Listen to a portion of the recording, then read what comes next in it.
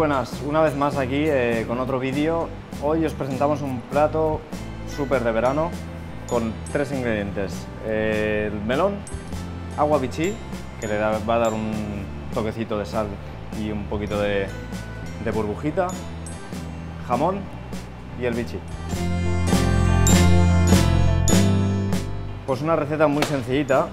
Necesitaremos o un turmix o en este caso una máquina para triturar, tipo esto, y lo que haremos será poner melón. El melón, sobre todo, siempre hay que escoger un buen melón.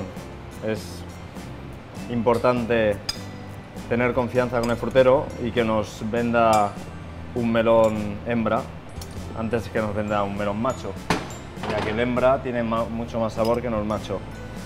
Ponemos la menta, hemos puesto el melón, ponemos la menta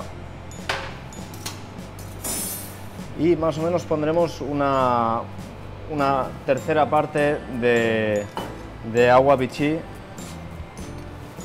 por la cantidad de melón que pongamos.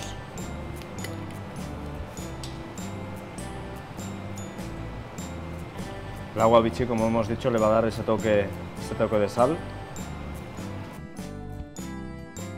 Y pasamos a triturar la mezcla.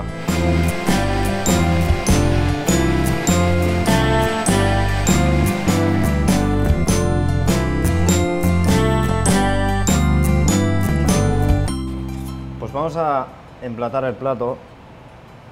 Hemos hecho unas bolitas de melón con un bolero pequeñito. Podemos hacer del tamaño que queramos, pero bueno, esta medida queda súper bien. Pondremos también unas tiritas de jamón ibérico que hemos cortado, las hojitas de menta que van un poco en relación con el plato y le pondremos un poquito de crema de leche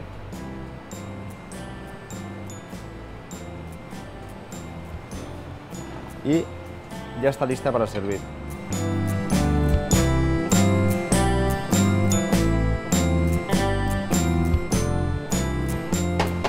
Así que este verano, si queréis practicar un plato fresco, ya sabéis, sopa de melón con bichí.